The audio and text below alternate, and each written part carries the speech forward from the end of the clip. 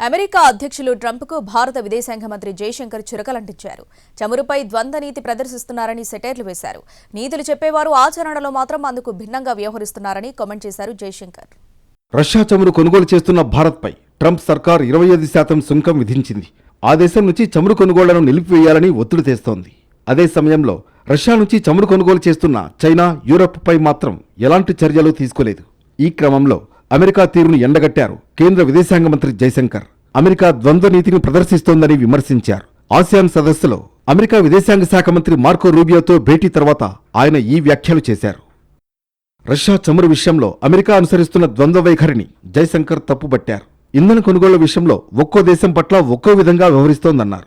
సెలెక్టివ్గా నిబంధనలు వర్తింపజేస్తున్నారని చెప్పారు.